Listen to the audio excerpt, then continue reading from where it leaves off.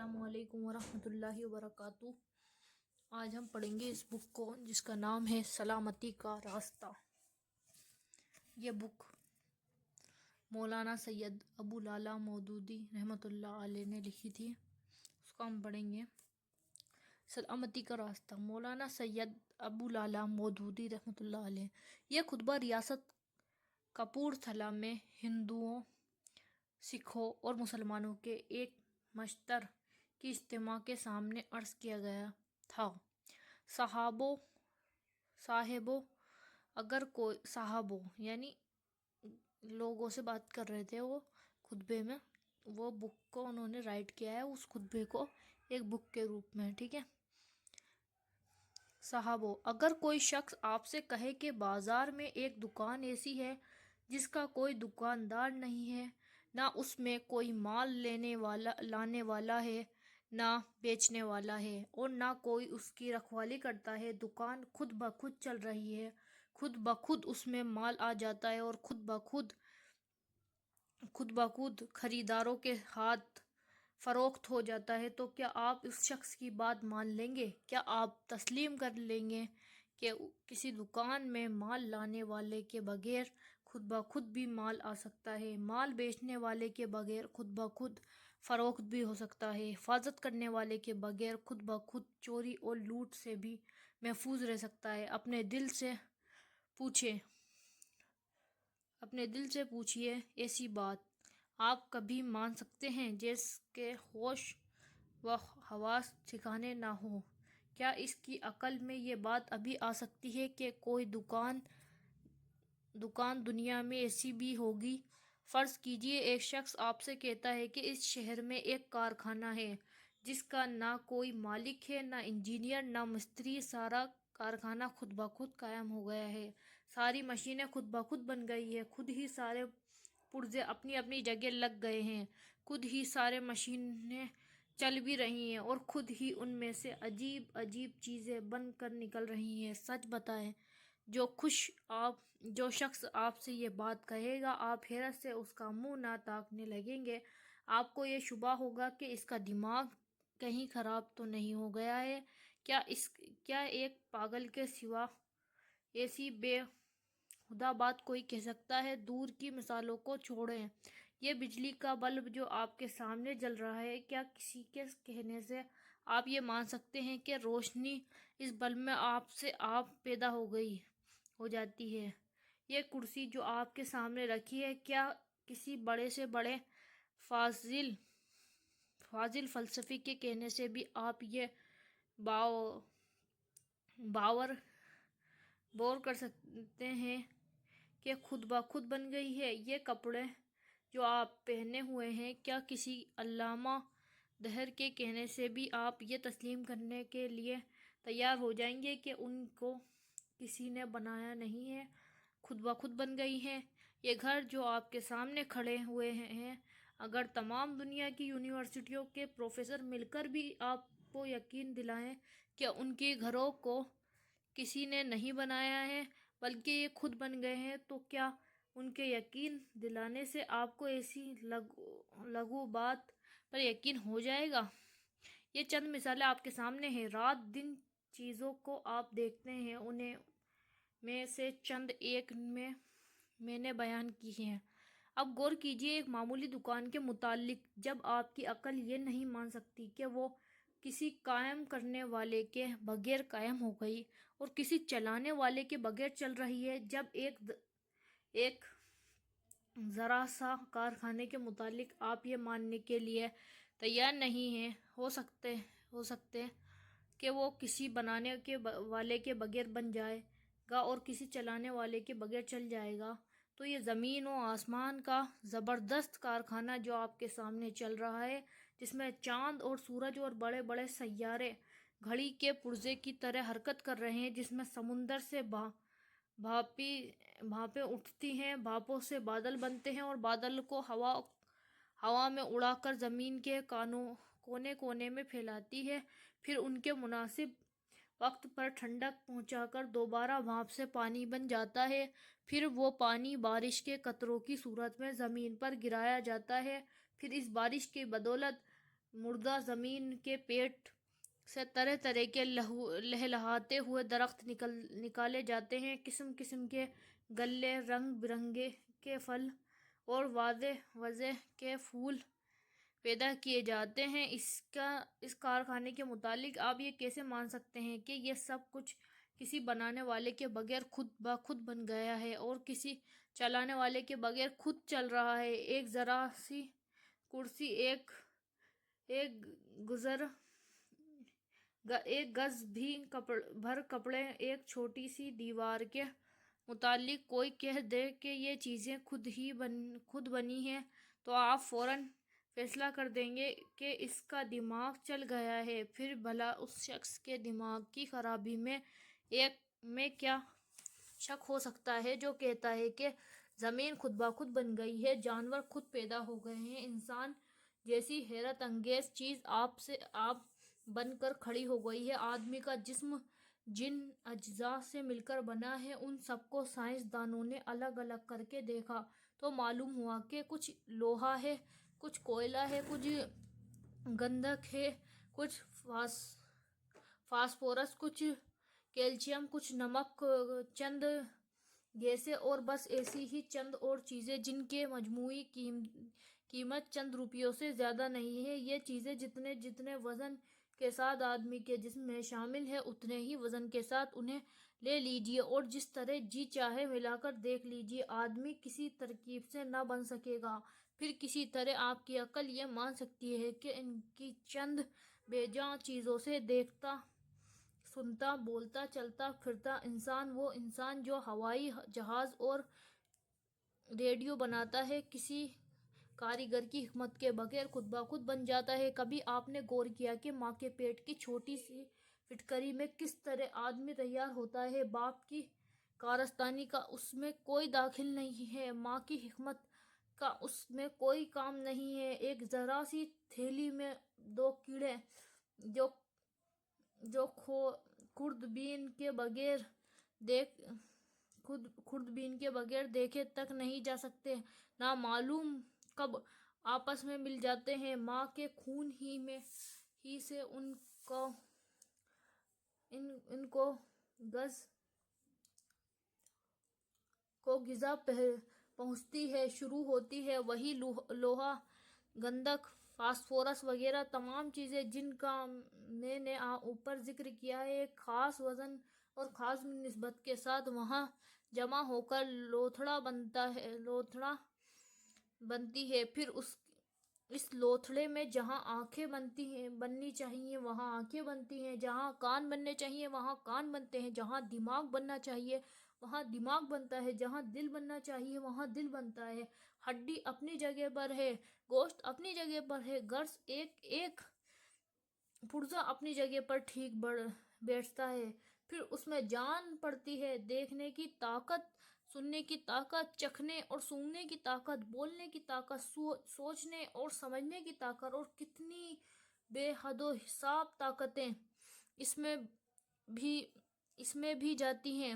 اور اسی طرح جب انسان مکمل ہو جاتا ہے تو پیٹ کی وہی چھوٹی سی فیکٹری جہاں 9 مہینے تک وہ بن رہا تھا، خود زور کر کے اسے باہر دھکیل دیتی ہے، اور دنیا دیکھ کر حیران رہ جاتی ہے کہ اس فیکٹری میں ایک ہی طریقے سے لاکھوں انسان روز بن کر نکلتے رہتے ہیں، مگر ہر ایک کا نمونہ جد ہے، شکل جد، رنگ ہے، مطلب جدا ہے، شکل جدا ہے، رنگ جدا ہے، مطلب الگ الگ ہے، آواز جدا ہے، قوتیں اور قابلیتیں جدا ہیں، طبیعتیں اور خیالات جدا ہیں، یعنی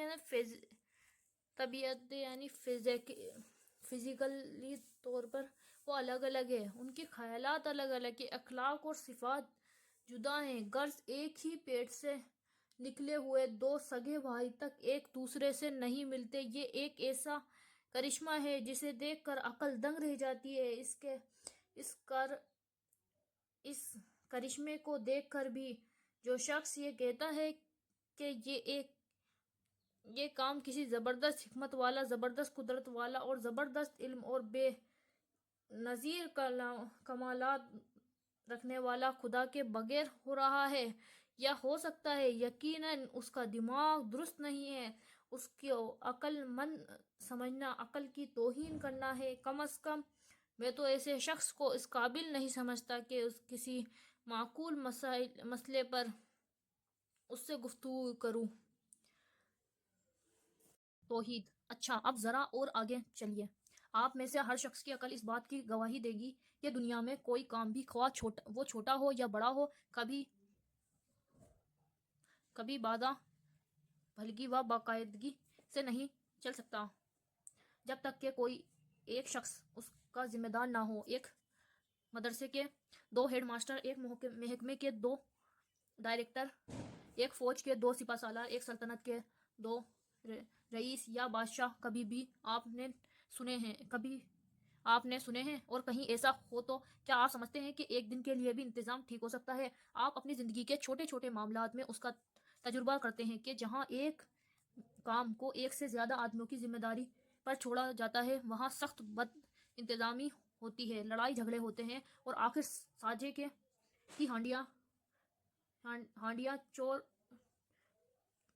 چوراہے پر پھوٹ کر رہتی ہے۔ انتظام، باقاعدگی، ہمواری اور خوش اسلامی دنیا میں جہاں کہیں بھی آپ دیکھتے ہیں، وہاں لازمی طور پر کوئی ایک طاقت کار فرما ہوتی ہے، کوئی ایک ہی وجود با اختیار و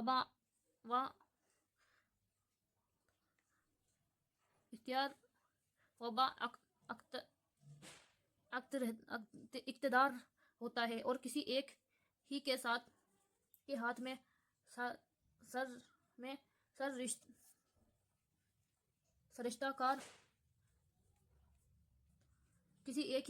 سرشتہ کار ہوتا ہے، اس کے بغیر انتظام کا آپ تصور نہیں کر سکتے۔ یہ ایسی سیدھی بات ہے کہ کوئی شخص جو تھوڑی عقل بھی رکھتا ہے اسے ماننے میں تعمیل نہ کرے گا۔ اس بات کو ذہن میں رکھ کر ذرا اپنے گرد و پیش کی دنیا پر نظر ڈالیں۔ یہ زبردست کائنات جو آپ کے سامنے پھیلی ہوئی ہے، یہ کروڑوں سیارے جو آپ کے اوپر گردش کرتے ہیں نظر آتے ہیں، یہ زمین جس پر آپ رہتے ہیں، یہ چاند جو راتوں کو نکلتا ہے، یہ سورج جو ہر روز طلوع ہوتا ہے، یہ زہرہ، یہ مریخ، یہ عطارد، یہ مشتری اور یہ دوسرے بے شمار تارے جو گیندوں کی طرح گھوم رہے ہیں۔ دیکھیے ان سب کے گھومنے میں کیسی سخت باقاعدگی ہے۔ کبھی رات اپنے وقت سے پہلے آتی ہوئی آپ نے دیکھی، کبھی دن سے وقت سے پہلے نکلا، کبھی چاند زمین سے ٹکرایا، کبھی سورج اپنا راستہ چھوڑ کر ہٹا، کبھی کسی اور راستے کو آپ نے ایک بال برابر بھی اپنے گردش کی راہ سے ہٹتے ہوئے دیکھا یا سنا۔ یہ کروڑ ہاں سیارے جن میں سے بعض ہماری زمین سے لاکھوں گنا بڑے ہیں اور بعض سورج سے بھی ہزاروں گنا بڑے ہیں، یہ سب گھڑی کے پرزوں کی طرح ایک زبردست ضابطے میں کسے ہوئے ہیں اور بندھے ہوئے ہیں، حساب کے مطابق اپنی اپنی مقررہ رفتار کے ساتھ اپنے مقررہ راستے پر چل رہے ہیں۔ نہ کسی کی رفتار میں ذرا برابر فرق آتا ہے اور نہ کوئی اپنی راستے سے بال برابر ٹک سکتا ہے۔ ان کے درمیان جو نسبتیں قائم کر دی گئی ہیں، اگر ان میں ایک پل کے لیے ذرا سا فرق بھی آ جائے تو سارا نظام عالم درہم برہم ہو جائے۔ جس طرح ریلیں ٹکراتی ہیں اسی طرح سیارے ایک دوسرے سے ٹکرا جائیں، یہ تو آسمان کی باتیں ہیں۔ ذرا اپنی زمین اور اپنی ذات پر نظر ڈال کر دیکھیے، اس مٹی کی گیند پر یہ سارا زندگی کا کھیل جو آپ دیکھ رہے ہیں، یہ سب چند بندھے ہوئے ضابطوں کی بدولت قائم ہے۔ زمین کی کشش نے ساری چیزوں کو اپنے حلقے میں باندھا رکھا ہے، ایک سیکنڈ کے لیے بھی اگر وہ اپنی گرفت چھوڑ دے تو سارا کارخانہ بکھر جائے، اور اس کارخانے میں جتنے کل پرزے کام کر رہے ہیں سب کے سب ایک قاعدے کے پابند ہیں، اور اس قاعدے میں کبھی فرق نہیں آتا۔ وہ اپنے قاعدے کی پابندی کر رہی ہے، پانی اپنے قاعدے میں بندھا ہوا ہے، روشنی کے لیے جو قاعدے ہیں اس کی وہ متی ہے، گرمی اور سردی کے لیے جو ضابطے اس کی وہ غلام ہیں، مٹی، پتھر، دھاتے، بجلی، اسٹیم، درخت، جانور، किसी में ये मजाल नहीं कि अपनी हद से बढ़ जाए या अपनी खासियतों को बदल दे, यह काम को छोड़ दे जो इसके सुपुर्द किया गया है, फिर अपनी अपनी हद के अंदर अपने अपने ज़ाब्ते की पाबंदी करने के साथ उस कारखाने के सारे पुर्जे एक दूसरे के साथ मिलकर काम कर रहे हैं। और दुनिया में जो कुछ भी हो रहा है सब उसी की वजह से हो रहा है कि ये सारी चीज़ें और सारी कुव्वतें मिलकर काम कर रही हैं। एक ज़रा बीज की मिसाल ले लीजिए, जिसको आप ज़मीन में बोते हैं वो कभी परवरिश पाकर दरख्त बन ही नहीं सकता जब तक कि ज़मीन और आसमान की सारी कुव्वतें मिलकर उसकी परवरिश में हिस्सा न ले। ज़मीन अपने ख़जानों से इसको ग़िज़ा देती है, सूरज की ज़रूरत के मुताबिक उसे गर्मी पहुंचाता है, पानी से जो कुछ वो मांगता है वो पानी देता है, हवा से जो कुछ वो तलब करता है वो हवा देती है, रातें उसे ठंडक और ओस बहम पहुंचाती है, दिन उसे गर्मी पहुंचाकर पुख्तगी की तरफ ले जाता है। इसी तरह महीनों और बरसों तक मुसलसल एक बाकायदगी के साथ ये सब मिलजुल कर उसे पालते पोसते हैं, तब जाकर कहीं दरख्त बनता है और इसमें फल आते हैं। आपकी ये सारी फसलें जिनके बल बूते पर आप जी रहे हैं, उन्हें बेशुमार मुख्तलिफ कुव्वतों के बला इत्तफाक काम करने ही की वजह से तैयार होती हैं, बल्कि आप खुद जिंदा उसी वजह से हैं कि ज़मीन और आसमान की तमाम ताकतें मुत्तफ़िका कारोबार से अलग हो जाएं तो आप ख़त्म हो जाएं। अगर पानी हवा और गर्मी के साथ मुवाफ़क़त करने से इनकार कर दे तो आप पर बारिश का एक कतरा न बरस सकेगा। अगर मिट्टी पानी के साथ इत्तेफाक करना छोड़ दे तो आपके बाग सूख जाएंगे, आपकी खेतियाँ कभी ना पके और आपके मकान कभी ना बन सके। अगर दिया सलाई की रगड़ से आग पैदा होने पर राजी ना हो तो आपके चूल्हे ठंडे हो जाएं और आपके सारे कारखाने यक लख्त बैठ जाएं।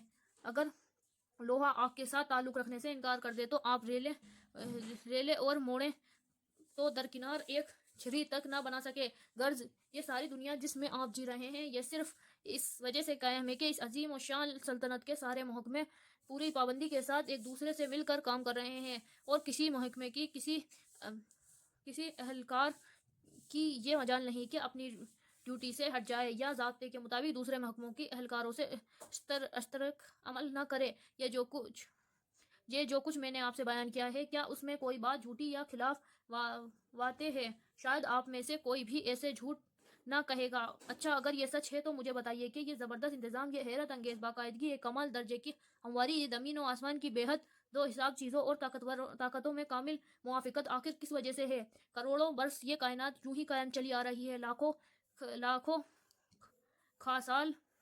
साल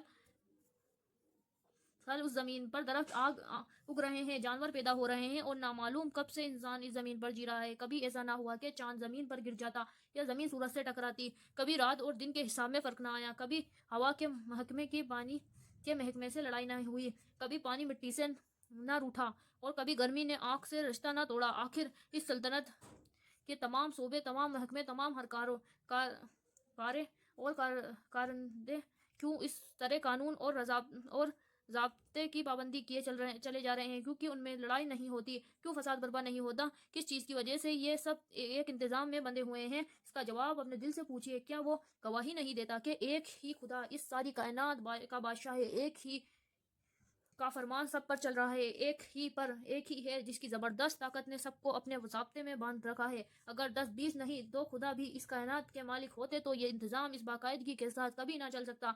एक ज़रा से मदरसे का इंतज़ाम तो 2 हेड मास्टरों के हेड मास्टरी बर्दाश्त नहीं कर सकता, फिर भला इतनी बड़ी ज़मीन और आसमान की सल्तनत 2 खुदाओं की खुदाई में कैसे चल सकती है? बस वाकई सिर्फ इतना ही नहीं है कि दुनिया किसी बनाने वाले के बगैर नहीं बनी है, बल्कि ये भी वाक़ई है कि उसका कोई एक ही ने बनाया है। हकीकत सिर्फ इतना ही नहीं है कि उस दुनिया का इंतज़ाम किसी हाकिम के बगैर नहीं चल रहा है, बल्कि ये भी हकीकत है कि वो हाकिम एक ही है। इंतज़ाम के बाकायदगी साफ कह रही है कि यहाँ एक के सिवा किसी के हाथ में हुकूमत इख्तियारात नहीं है। ज़ाब्ते की पाबंदी मुँह से बोल रही है, उसकी सल्तनत में एक हाकिम के सिवा किसी हाकिम का हुक्म नहीं चलता। कानून की सख्त गिरी शहादत दे रही है कि एक बादशाह की हुकूमत ज़मीन से आसमान तक कायम है। चांद, सूरज, सैयारे और उसके कब्जे में कुदरत में है। ज़मीन अपनी तमाम चीज़ों के साथ इसके ताबे फरमान है और हवा उसके गुलाम है।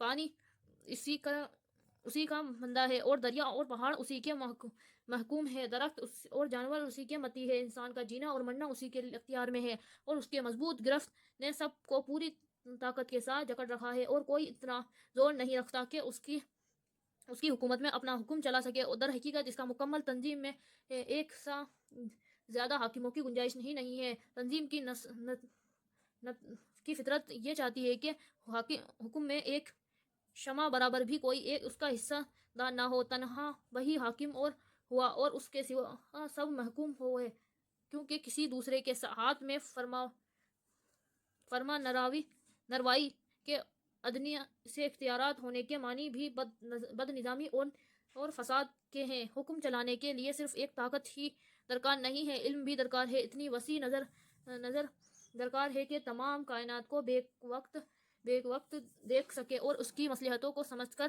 ایک کام جاری کر سکے۔ اگر خداوند عالم کے سوا کچھ چھوٹے چھوٹے خدا ایسے ہوتے جو نگاہ جہاں بھی تو نہ رکھتے، لیکن انہیں دنیا کے کسی حصے یا کسی معاملے میں اپنا حکم چلانے کا اختیار حاصل ہوتا، تو یہ زمین و آسمان کا سارا کارخانہ درہم برہم ہو کر رہ جاتا۔ ایک معمولی مشین کے متعلق بھی آپ جانتے ہیں کہ اگر کسی ایسی شخص کو اس میں دخل اندازی کا اختیار دے دیا جائے جو اس سے پوری طرح واقف نہ ہو تو وہ اسے بگاڑ کر رکھ دے گا۔ لہٰذا عقل یہ فیصلہ کرتی ہے اور زمین و آسمان کے نظام سلطنت کا انتہائی باضابطگی کے ساتھ چلنا اور اس کی گواہی دیتا ہے اسی ہے کہ اس سلطنت کے اختیارات صحیح میں ایک خدا کے سوا کسی کا ذرا برابر حصہ نہیں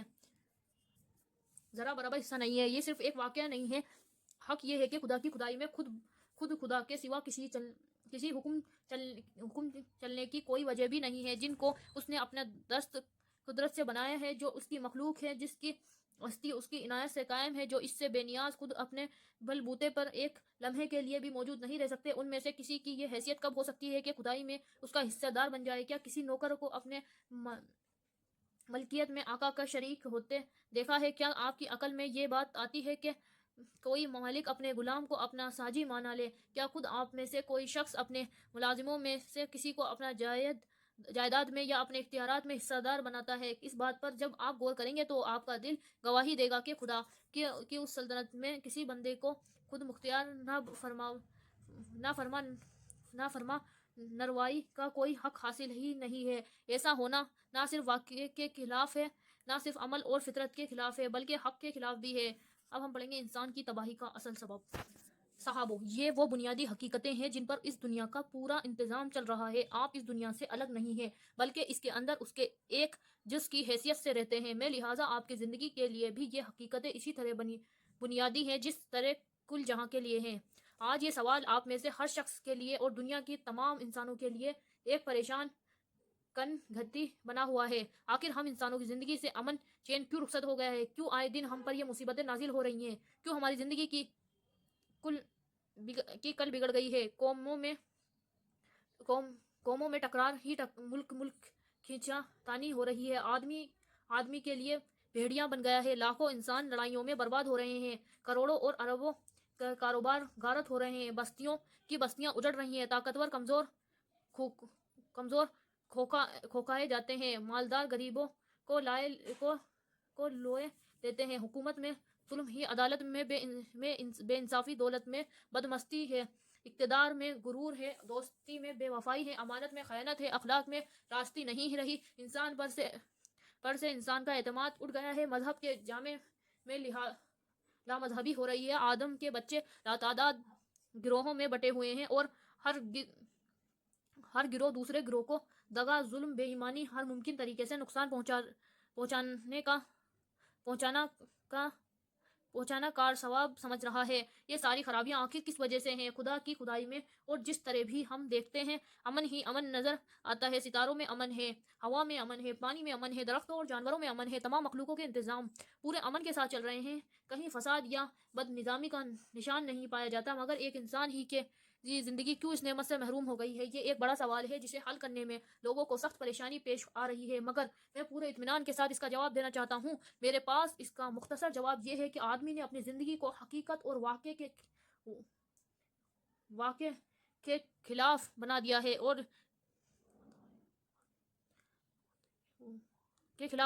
اس لیے وہ تکلیف اٹھا رہا ہے، اور جب تک وہ پھر سے حقیقت کے مطابق نہ بنائے گا کبھی چین نہ پا سکے گا۔ آپ چلتی ہوئی ریل کے دروازے کو اپنے گھر کا دروازہ سمجھ بیٹھے اور اسے کھول کر بے تکلف اس طرح باہر نکل آئے جیسے آپ مکان کی صحن میں قدم رکھے ہیں، تو آپ کی اس غلط فہمی سے نہ ریل کا دروازہ گر کر گھر کا دروازہ بن جائے گا، اور نہ وہ میدان جہاں آپ گریں گے گھر کا صحن ثابت ہوگا. آپ کی اپنی جگہ کچھ سمجھ بیٹھنے سے حقیقت میں ذرا بھی نہ بدلے گی. تیز دوڑتی ہوئی ریل کی دروازے سے جب آپ باہر تشریف لائیں گے تو اس کا جو نتیجہ ظاہر ہونا ہے وہ ظاہر ہو کر ہی رہے گا.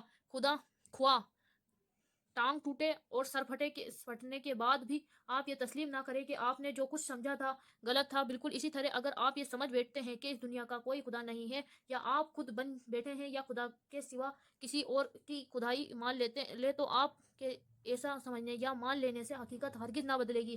خدا خدا ہی رہے گا اور اس کی زبردست سلطنت جس پہ آپ محض رعیت کی حیثیت سے رہتے ہیں پورے اختیارات کے ساتھ اس کے قبضے میں رہیں گے. البتہ آپ اپنی اس غلط فہمی کی وجہ سے جو طرز زندگی یہ اختیار کریں گے اس کا نہایت برا اخمیازہ آپ کو بھگتنا پڑے گا. خواہ آپ خامیازہ ہوگا شاید اخمیازہ آپ کو بھگتنا پڑے گا. خواہ آپ تکلیف اٹھانے کے بعد بھی اپنی اس غلط زندگی کو بجائے خود صحیح ہی سمجھتے رہیں گے. آپ پہلے جو کچھ میں بیان کر چکا ہوں اسے ذرا اپنی یاد میں پھر تازہ کر لیجئے.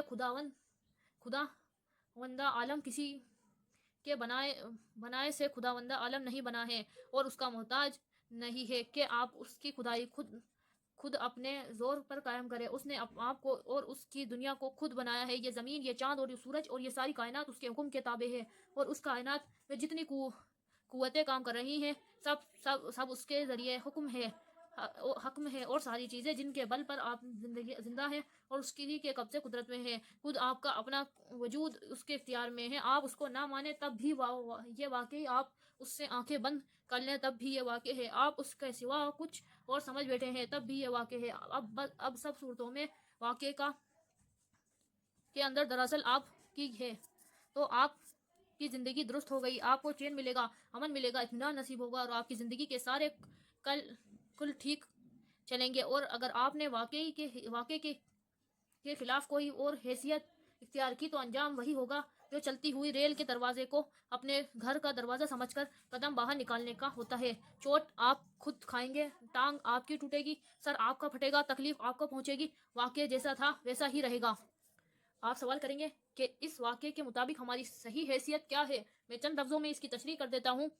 اگر کسی نوکر کو آپ تنخواہ دے کر پال رہے ہو تو بتائیے اس نوکری کی اصل حیثیت کیا ہے. یہی نہ کہ آپ کی نوکری بجا لائے، آپ کے حکم کی اطاعت کرے، آپ کی مرضی کے مطابق کام کرے اور نوکری کی حد سے نہ بڑھے. نوکر کا کام آخر نوکری کرنے کے سوا اور کیا ہو سکتا ہے. آپ اگر آنسر ہو اور کوئی آپ کا افسر ہو اور کوئی آپ کا ماتحت ہو تو ماتحت کا کام کیا ہے. یہی نہ کہ وہ ماتحتی کرے، افسری کی ہوا میں نہ رہے اور تمام قوتیں اس کے ہاتھ میں ہوں. تو ایسی بادشاہی کی موجودگی میں آپ کی حیثیت کیا ہو سکتی ہے. یہی نہ کہ آپ سیدھی طرح رعیت بن کر رہنا قبول کرے اور شاہی قانون کی فرمانبرداری سے قدم باہر نہ نکالے. بادشاہ کی سلطنت کے اندر رہتے ہوئے اگر آپ خود اپنی بادشاہی کا دعویٰ کریں گے یا کسی دوسرے کی بادشاہی مان لے کر اس حکم پر چلیں گے تو آپ باغی ہوں گے، اور باغی کے ساتھ جو سلوک کیا جاتا ہے وہ آپ کو معلوم ہی ہے. ان مثالوں سے آپ خود سمجھ سکتے ہیں کہ خدا کی اس سلطنت میں آپ کی اصل حیثیت کیا ہے. آپ کو کس نے بنایا ہے. قدرتی طور پر آپ کا کوئی کام اس کے سوا نہیں ہے کہ اپنے بنانے والے کی مرضی پر چلے. آپ کو وہ پال رہا ہے اور اسی کے خزانے سے آپ تنخواہ لے رہے ہیں. آپ کی کوئی حیثیت اس کے سوا نہیں ہے کہ آپ اس کے نوکر ہیں. آپ کا اور ساری دنیا کا افسر وہ ہے اور اس کی افسری میں آپ کی حیثیت ماتحتی کے سوا اور کوئی کیا ہو سکتی ہے. یہ زمین اور آسمان سب اس کے جائیداد ہیں اور اس جائیداد میں اس کی مرضی چلے گی اور اسی کی چلنی چاہیے. آپ یہاں اپنی مرضی چلانے کی کوشش کریں گے تو منہ کی کھائیں گے. اور اس سلطنت میں اس کی بادشاہی اور اس کے اپنے زور پر قائم ہے. زمین اور آسمان کے سارے محکمے اس کے قبضے میں ہیں اور آپ خواہ راضی ہو یا ناراض یا بہرحال خود آپ کی رعیت ہے. آپ کی اور کسی انسان کی بھی، خواہ وہ چھوٹا ہو یا بڑا ہو، کوئی دوسری حیثیت رعیت نہیں ہونے کے سوا کچھ نہیں ہے. اسی کا قانون اور اس سلطنت میں قانون ہے اور اسی کا حکم ہے. رعیت میں سے کسی کو یہ دعویٰ کرنے کا حق نہیں ہے کہ میں حزم جستی رہوں. حزم جستی ہوں یا ہزم ہائنس ہوں یا ڈکٹیٹر ہوں اور مختار کل ہوں، نہ کسی شخص یا پارلیمنٹ یا اسمبلی یا کونسل کو یہ اختیار حاصل ہے کہ اس سلطنت میں خدا کے بجائے خود اپنے قانون بنائے اور خدا کی رعیت سے کہے کہ ہمارے اس قانون کی پیروی کرو۔ نہ کسی انسان کی حکومت کو یہ حق پہنچتا ہے کہ خدا کے حکم سے بے نیاز ہو کر خدا کے بندوں پر خود اپنا حکم چلائے اور ان سے کہے کہ ہمارے اس حکم کی اطاعت کرو۔ نہ کسی انسانی گروہ کے لیے یہ جائز ہے کہ اصلی بادشاہ کی رعیت بننے کے بجائے بادشاہی کے جھوٹے مدعیوں میں سے کسی کی رعیت بنانا قبول کرے، اصلی بادشاہ کا قانون کو چھوڑ کر قانون سازوں کا قانون تسلیم کرے اور اصلی حکمراں سے منہ موڑ کر جھوٹ موٹ کی ان حکومتوں کا حکم ماننے لگے۔ یہ تمام صورتیں بغاوت کے ہیں۔ بادشاہی کے اختیارات کا دعویٰ کرنا اور ایسے دعوے کو قبول کرنا اور دونوں حرکتیں رعیت کے لیے بغاوت کا حکم رکھتی ہیں اور اس کی سزا ان دونوں کو ملنی یقینی ہے، خواہ جلدی ملے یا دیر میں۔ آپ کی اور ایک انسان کی پیشانی کے بال خدا کی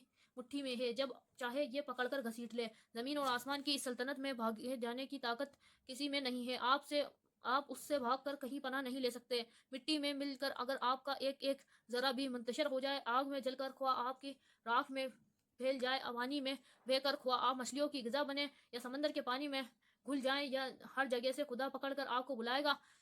ہوا اس کی غلام ہے، زمین اس کی بندی ہے، پانی اور اس کی مچھلیاں سب اسی کے حکم کے تابع ہیں۔ ایک اشارے پر سب طرف سے آپ پکڑ میں آ جائیں گے اور پھر وہ آپ میں سے ایک کو بلا کر پوچھے گا کہ میری رعیت ہو کر بادشاہ کا دعویٰ کرنے کا حق تمہیں کہاں سے پہنچ گیا تھا؟ میرے ملک میں اپنے حکم چلانے کا اختیارات تم کہاں سے لائے تھے؟ میری سلطنت میں اپنا قانون جاری کرنے والے تم کون تھے؟ میرے بندے ہو کر دوسرے کی بندگی کرنے پر تم کیسے راضی ہو گئے؟ میرے نوکر ہو کر تم نے دوسروں کا حکم ماننا، مجھ سے تنخواہ لے کر دوسروں کو ان کو داتا اور راضی سمجھا۔ میرے غلام ہو کر دوسروں کی بندگی کرنے پر تم راضی ہو گئے۔ میرے نوکر ہو کر تم نے دوسروں کا حکم مانا، مجھ سے تنخواہ لے کر دوسروں کو ان داتا اور رازق سمجھا۔ میرے غلام ہو کر دوسروں کی غلامی کی، میرے بادشاہی میں رہتے ہوئے دوسروں کی شاہی مانی، دوسروں کے قانون سمجھا اور دوسروں کے فرامین کی اطاعت کی۔ یہ بغاوت کسی طرح تمہارے لیے جائز ہو گئی تھی؟ فرمائیے، آپ میں سے کسی کے پاس اس الزام کا جواب ہے؟ کون سے وکیل صاحب وہاں سے اپنے قانون داؤ بیچ سے بچاؤ کی صورت نکال سکیں گے، اور کون سی سفارش پر آپ بھروسہ رکھتے ہیں کہ وہ آپ کو اس بغاوت کے جرم کی سزا بھگتنے سے بچا لے گی؟ صاحبو، یہاں صرف حق ہی کا سوال نہیں ہے، یہ سوال بھی ہے کہ خدا کہ اس خدائی میں کیا کوئی انسان بادشاہی یا قانون سازی یا حکمرانی کا اہل ہو سکتا ہے؟ جیسا کہ ابھی عرض کر چکا ہوں، ایک معمولی مشین کے متعلق بھی آپ یہ جانتے ہیں کہ اگر اناڑی شخص جو اس کی مشینری سے واقف نہ ہو اسے چلائے گا تو اسے بگاڑ دے گا۔ ذرا کسی ناواقف آدمی سے ایک موڑ ہی چلوا کر دیکھ لیجئے، ابھی آپ کو معلوم ہو جائے گا کہ اس حماقت کا کیا انجام ہوتا ہے۔ آپ خود سوچئے کہ لوہے کی ایک مشین کا حال جب یہ ہے کہ صحیح علم کے بغیر اس کے استعمال نہیں کیا جا سکتا، تو انسان جس کی نفسیات انتہا درجے کی پیچیدہ ہے، جس کی زندگی کے معاملات بے شمار پہلو رکھتے ہیں اور ہر پہلو میں لاکھوں گھٹیاں ہیں، اور اس کے بیچ در بیچ مشینری کو وہ لوگ کیا چلا سکتے ہیں جو دوسروں کو جاننا اور سمجھنا تو درکنار خود اپنے آپ کو بھی اچھی طرح نہیں جانتے، نہیں سمجھتے۔ ایسے اناڑی جب قانون ساز بن بیٹھیں گے اور ایسے نادان جب انسانی زندگی کی ڈرائیوری کرنے پر آمادہ ہوں گے، تو کیا اس کا انجام کسی اناڑی شخص کے موٹر چلانے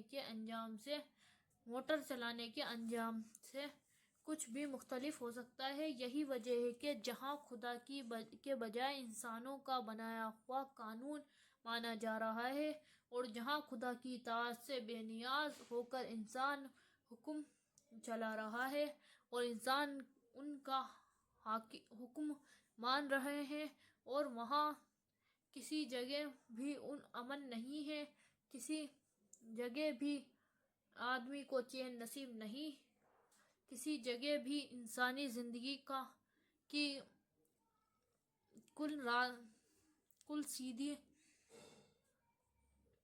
سیدھی نہیں چلتی، کشت و خون ہو رہے ہیں،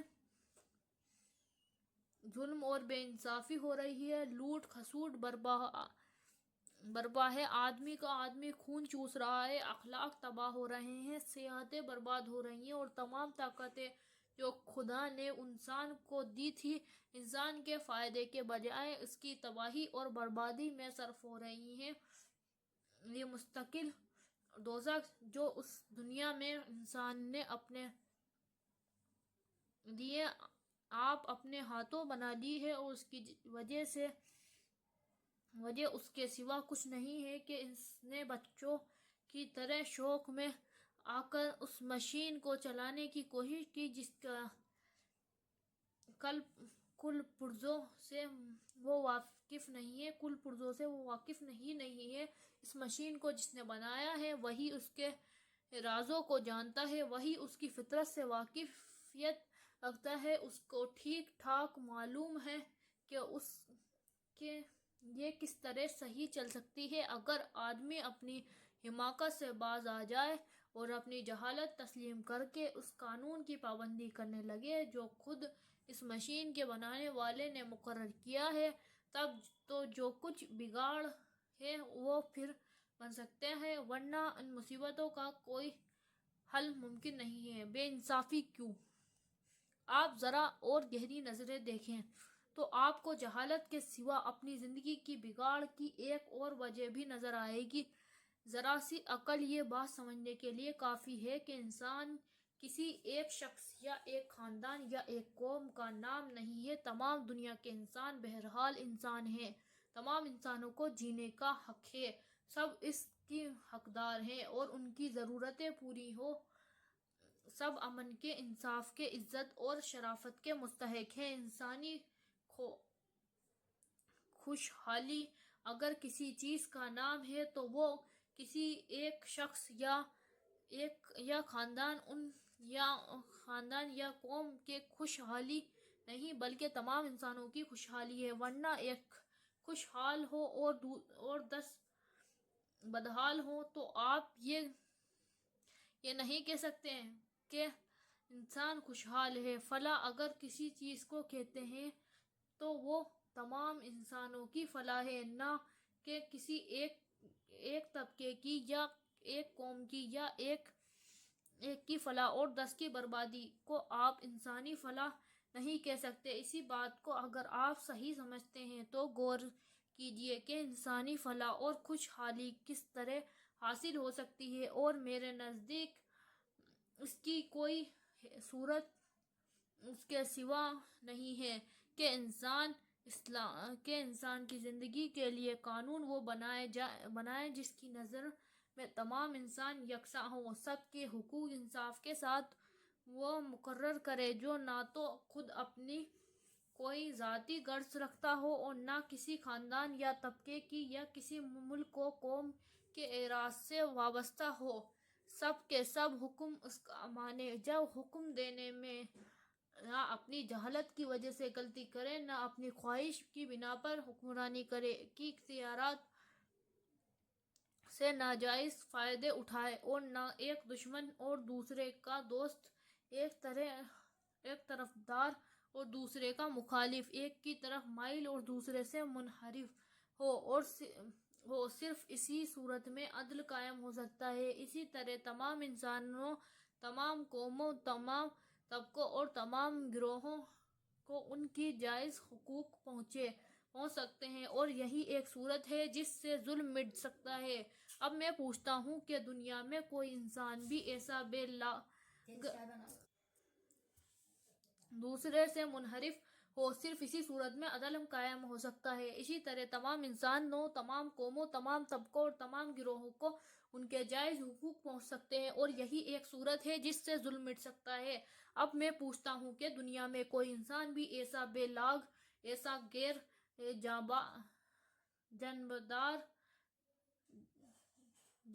جانبدار، ایسا بے غرض اور اسی قدر انسانی کمزوریوں سے بالاتر ہو سکتا ہے؟ شاید آپ میں سے کوئی شخص میرے اس سوال کا جواب اصابت میں دینے کی جرأت نہ کرے گا۔ یہ شان صرف خدا ہی کی ہے، کوئی دوسرے اس شان کا نہیں۔ ان کمزوریوں سے کوئی انسان پاک نہیں ہو سکا۔ یہی وجہ ہے کہ جہاں خدا کے بجائے انسانوں کا قانون مانا جاتا ہے اور خدا کے بجائے انسانوں کے حکم کی اطاعت کی جاتی ہے، وہاں کسی نہ کسی صورت میں ظلم اور بے انصافی ضرور موجود ہے۔ ان شاہی خاندانوں کو دیکھیے جو زبردستی اپنی طاقت کے بل بوتے پر امتیازی حیثیت حاصل کیے ہوئے ہیں۔ انہوں نے اپنے لیے وہ عزت، وہ ٹھاٹھ، وہ آمدنی، وہ حقوق اور وہ اختیارات مخصوص کر رکھے ہیں جو دوسروں کے لیے نہیں ہیں۔ یہ قانون، یہ بالاتر ہیں، ان کے خلاف کوئی دعویٰ نہیں کیا جا سکتا۔ یہ چاہے کچھ کرے، ان کے مقابلے میں کوئی چارہ جوئی نہیں کی جا سکتی، کوئی عدالت ان کے نام سمن نہیں بھیج سکتی۔ دنیا دیکھتی ہے کہ یہ غلطیاں کرتا ہے، مگر کہا یہ جاتا ہے اور ماننے والا بھی مان لیتے ہیں کہ بادشاہ غلطی سے پاک ہے۔ دنیا دیکھتی ہے کہ یہ معمولی انسان ہے، جیسے اور سب انسان ہوتے ہیں، مگر یہ خدا بن کر سب سے اونچے بیٹھے ہیں، اور وہ لوگ ان کے سامنے یوں ہاتھ باندھے، سر جھکائے، ڈرے سہمے کھڑے ہوتے ہیں، گویا ان کا رزق، ان کی زندگی، ان کی موت سب ان ہی کے ہاتھ میں ہے۔ یہ رعایا کا پیسہ اچھے اور برے ہر طریقے سے گھسیٹتے ہیں اور اس سے اپنے محلوں پر، اپنی سواریوں پر، اپنے عیش و آرام اور اپنی تفریحوں پر بے دریغ لٹاتے ہیں، اور ان کے کتوں کو وہ روٹی ملتی ہے جو کمانے کر دینے والی رعایا کو نصیب نہیں ہوتی۔ کیا یہ انصاف ہے؟ کیا یہ طریقہ کسی ایسے عادل کا مقرر کیا ہوا ہو سکتا ہے جس کی نگاہ میں سب انسانوں کے حقوق اور مفاد یکساں ہوں؟ ان برہمنوں اور پیروں کو دیکھیے، ان نوابوں اور رئیسوں کو دیکھیے، ان جاگیرداروں اور زمینداروں کو دیکھیے، ان ساہوکاروں اور مہاجنوں کو دیکھیے۔ یہ سب طبقے اپنے آپ کو عام انسانوں سے بالاتر سمجھتے ہیں۔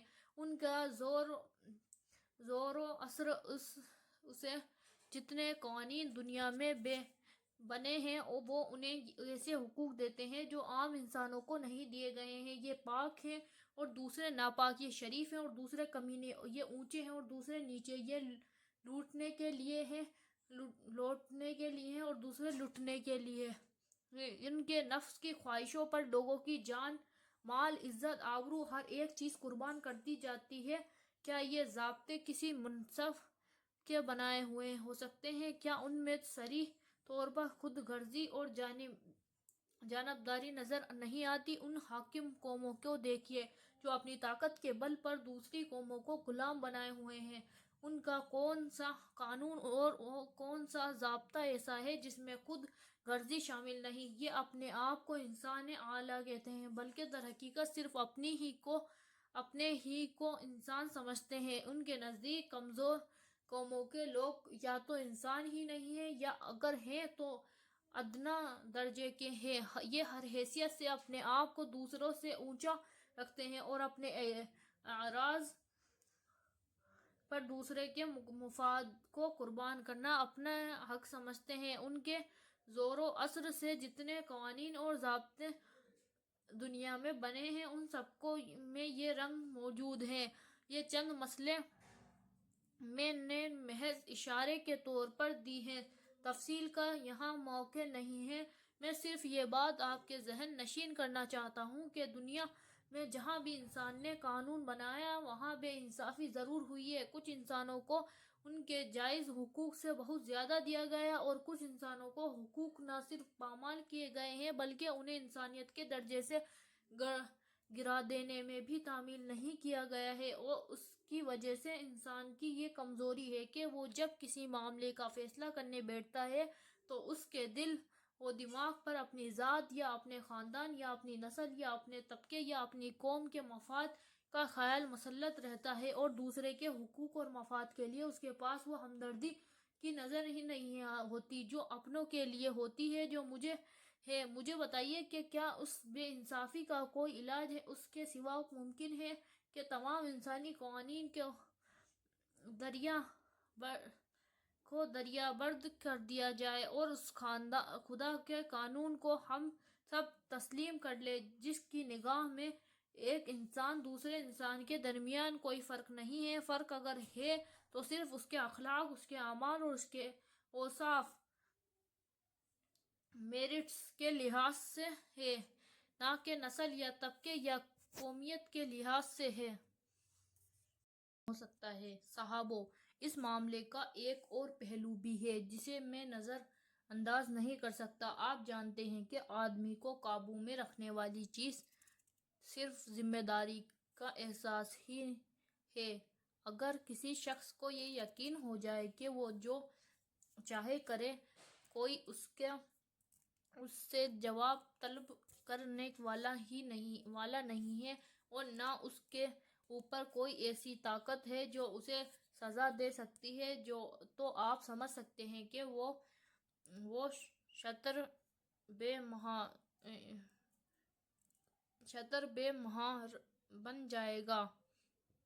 یہ بات جس طرح ایک شخص کے معاملے میں صحیح ہے، اسی طرح ایک خاندان، ایک طبقے، ایک قوم اور تمام دنیا کے انسانوں کے معاملے میں بھی صحیح ہے۔ ایک خاندان جب یہ محسوس کرتا ہے کہ اس سے کوئی جواب طلب نہیں کر سکتا تو وہ قابو سے باہر ہو جاتا ہے۔ ایک طبقے بھی جب ذمہ داری اور جواب دہی سے بے خوف ہو جاتا ہے تو وہ دوسروں پر ظلم ڈھانے میں اس سے کوئی تامل نہیں ہوتی۔ ایک قوم یا ایک سلطنت بھی جب اپنے آپ کو اتنا طاقتور پاتی ہے کہ اس کو اپنی زیادتی کے کسی برے نتیجے کا خوف اسے نہیں ہوتا، تو وہ جنگل کے بھیڑیے کی طرح کمزور اور بکریوں کو پھاڑنا اور کھانی شروع کر دیتی ہے۔ دنیا میں جتنی بد امنی پائی جاتی ہے، اس کی ایک بڑی وجہ یہی ہے کہ جب تک انسان اپنے سے بالاتر کسی اقتدار کو تسلیم نہ کرے، اور جب تک اسے یقین نہ ہو کہ مجھ سے اوپر کوئی ایسا ہے جس کو مجھے اپنے اعمال کا جواب دینا اور جس کے ہاتھ میں اتنی طاقت ہے کہ وہ مجھے سزا دے سکتا ہے، اس وقت تک یہ کسی طرح ممکن نہیں ہے کہ ظلم کا دروازہ بند ہو اور صحیح امن قائم ہو سکے۔ اب مجھے بتائیں کہ ایسی طاقت سوائے خداوند عالم کے اور کون ہو سکتی ہے؟ خود انسانوں میں سے تو کوئی ایسا نہیں ہو سکتا، کیونکہ جس انسانی گروہ کو بھی آپ یہ حیثیت دیں گے، خود اس کے شتر بے مہار ہو جانے کا امکان ہے۔ خود اس سے اندیشہ ہے کہ تمام فرعونوں کا ایک فرعون ہو جائے گا، اور خود اس سے یہ خطرہ ہے کہ خود غرضی اور جانبداری سے کام لے کر وہ بعض انسانوں کو گرائے گا اور بعض کو اٹھائے گا۔ یورپ نے اس مسئلے کو حل کرنے کے لیے مجلس اقوام بنائی تھی، مگر بہت جلدی وہ سفید رنگ والی قوموں کی مجلس بن کر رہ گئی، اور اس نے چند طاقتور سلطنتوں کے ہاتھ کھولنا بند کر کمزور قوموں کے ساتھ بے انصافی شروع کر دی۔ اس تجربے کے بعد اس امر میں کوئی شک باقی نہیں رہ سکتا کہ خود انسانوں کے اندر سے کوئی ایسی طاقت پر برآمد ہونی ناممکن ہے جس کے باعث پرس کا خوف فرداً ایک شخص سے لے کر دنیا کی قوموں اور سلطنتوں تک کو قابو میں رکھ سکتا ہو۔ ایسی طاقت لا محالہ انسانی دائرے سے باہر اور اس سے اوپر ہی ہونی چاہیے، اور وہ صرف خداوند عالم ہی کی طاقت ہو سکتی ہے۔ ہم اگر اپنی بھلائی چاہتے ہیں اور وہ صرف خداوند عالم ہی کی طاقت طاقت ہو سکتی ہے، ہم اگر اپنی بھلائی چاہتے ہیں تو ہمارے لیے اس کے سوا کوئی چارہ نہیں ہے کہ خدا پر ایمان لائیں، اس کی حکومت کے آگے اپنے آپ کو فرما بردار رعیت کی طرح سپرد کر دیں اور اس یقین کے ساتھ دنیا میں زندگی بسر کریں کہ وہ بادشاہ ہمارے کھلے اور چھپے سب کاموں کو جانتا ہے اور ایک دن ہمیں اس کی عدالت میں اپنی پوری زندگی کے کارنامے کا حساب دینا ہے۔ ہمارے شریف اور پرامن انسان بننے کی بس یہی ایک صورت ہے۔ ایک اب میں اپنے خطبے کو ختم کرنے سے پہلے ایک شبے کو صاف کر دینا ضروری سمجھتا ہوں، جو غالباً آپ میں سے ہر ایک کے دل میں پیدا ہو رہا ہوگا۔ آپ سوچ رہے ہوں گے کہ جب خدا کی حکومت اتنی زبردست ہے کہ خاک کے ایک ذرے سے لے کر چاند اور سورج تک ہر چیز اس کے قابو میں ہے، اور جب انسان اس کی حکومت میں محض ایک رعیت کی حیثیت رکھتا ہے، تو آخر یہ ممکن کس طرح ہوا کہ انسان کی حکومت کے خلاف بغاوت کرے اور خود اپنی بادشاہی کا اعلان کرے کہ اس کی رعیت پر اپنا قانون چلائے؟ کیوں نہیں خدا اس کا ہاتھ پکڑ لیتا اور کیوں اسے سزا نہیں دیتا؟ اس سوال کا جواب میں چند مختصر الفاظ میں دوں گا۔ اصل یہ ہے کہ خدا کی حکومت میں انسان کی حیثیت قریب قریب ایسی ہے جیسے ایک بادشاہ کسی شخص کو اپنے ملک کے کسی ضلع کا افسر بنا کر بھیجتا ہے۔ ملک بادشاہ ہی کا ہوتا ہے، رعیت بھی اسی کی ہوتی ہے۔ ریل، ٹیلی فون، تار، فوج اور دوسری تمام طاقتیں بادشاہی کے ہاتھ میں رہتی ہیں، اور بادشاہی کی سلطنت اور ضلع پر چاروں طرف سے اس طرح چھائی ہوئی ہوتی ہے کہ اس چھوٹے سے ضلع کا افسر اس کے مقابلے میں بالکل عاجز ہوتا ہے۔ اگر بادشاہ چاہے تو اس کو پوری طرح مجبور کر سکتا ہے اور اس کے حکم سے بال برابر منہ نہ موڑ سکے، لیکن بادشاہ اس افسر کی عقل کا، اس کے ظرف کا اور اس کی لیاقت اور امتحان لینا چاہتا ہے، اس لیے اور اس پر سے اپنی گرفت اتنی ڈھیلی کر دیتا ہے کہ اسے اپنی اوپر کوئی بلا بالن اقتدار محسوس نہیں ہوتا۔ اب اگر وہ افسر عقل مند، نمک حلال، فرض شناس اور وفادار ہے تو اس ڈھیلی گرفت کے باوجود اپنے آپ کو رعیت اور ملازم ہی سمجھتا رہتا ہے۔ بادشاہ کے ملک میں اسی کے قانون کے مطابق حکومت کرنا اور بادشاہ نے جو اختیارات دیے ہیں انہیں خود بادشاہ کی مرضی کے موافق استعمال کرنا ہے۔ اس کے وفادار نہ طرز عمل سے اور اس کی اہلیت ثابت ہو جاتی ہے، اور بادشاہ سے زیادہ بلند مرتبوں کے قابل پا کر ترقیوں پر ترقیاں دیتا چلا جاتا ہے۔ لیکن اگر وہ افسر بیوقوف، نمک حرام اور شریر ہو، اور رعیت کے وہ لوگ جو اس ضلع میں رہتے ہیں جاہل اور نادان ہو، تو اپنے اوپر سلطنت کی گرفت ڈھیلی پا کر اور بغاوت پر آمادہ ہو جاتا ہے، اور اس کے دماغ میں خود مختاری کی ہوا بھر جاتی ہے۔ وہ خود اپنے آپ کو ضلع کا مالک سمجھ کر خود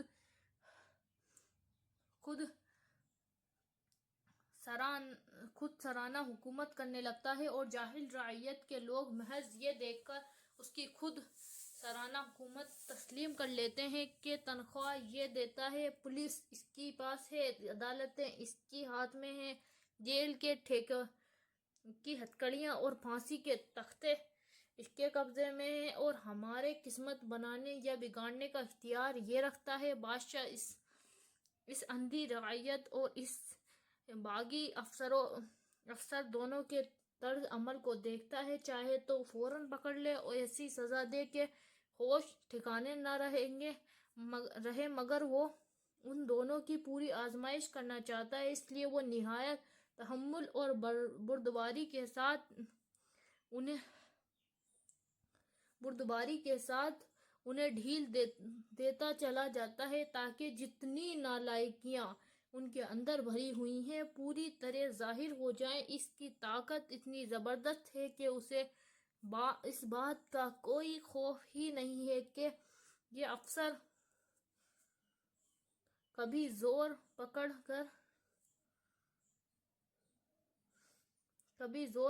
کر اس تخت چھین لے گا، اور اسے اس بات کا بھی کوئی اندیشہ نہیں ہے کہ یہ باغی اور نمک حرام لوگ اس کی گرفت سے نکل کر کہیں بھاگ جائیں گے۔ اس لیے اسے جلد بازی کے ساتھ فیصلہ کر دینے کی کوئی ضرورت نہیں ہے، اور وہ سال بلکہ صدیوں تک ڈھیل دیتا رہتا ہے، یہاں تک کہ جب یہ لوگ اپنی پوری خباثت کا اظہار کر چکتے ہیں اور کوئی کسر اس کے اظہار میں باقی نہیں رہتی، تب وہ ایک روز اپنا عذاب ان پر بھیجتا ہے، اور وہ ایسا وقت ہوتا ہے کہ کوئی تدبیر اس وقت انہیں اس کے عذاب سے نہیں بچا سکتی۔ صحابوں میں اور آپ اور خدا کے بنائے ہوئے یہ افسر سب کے سب اسی کی آزمائش میں مبتلا ہیں۔ ہماری عقل کا، ہماری ظرف کا، ہماری فرض شناسی کا، ہماری وفاداری کا سخت امتحان ہو رہا ہے۔ اب ہم میں سے ہر شخص کو خود فیصلہ کرنا چاہیے کہ وہ اپنے اصلی بادشاہ کا نمک حلال افسر یا رعیت بننا پسند کرتا ہے، یا نمک حرام میں نے اپنی جگہ نمک حلالی کا فیصلہ کر لیا ہے، اور میں ہر اس شخص سے باغی ہوں جو خدا سے باغی ہے۔ آپ اپنے فیصلے میں مختار ہیں، چاہے یہ راستہ اختیار کریں یا وہ ایک طرف وہ نقصانات اور وہ فائدے ہیں جو خدا کے یہ باغی ملازم پہنچا سکتے ہیں، اور دوسری طرف وہ نقصانات اور وہ فائدے ہیں جو خود خدا پہنچا سکتے ہیں۔ دونوں میں سے جس کو آپ انتخاب کرنا چاہیں کر سکتے ہیں۔ اور اس بک سے ہمیں بہت کچھ سیکھنے کو ملتا ہے۔ اللہ ہم کو سننے سے زیادہ، پڑھنے سے زیادہ اور عمل کی توفیق عطا فرمائے، آمین یا رب العالمین۔ السلام علیکم ورحمۃ اللہ وبرکاتہ۔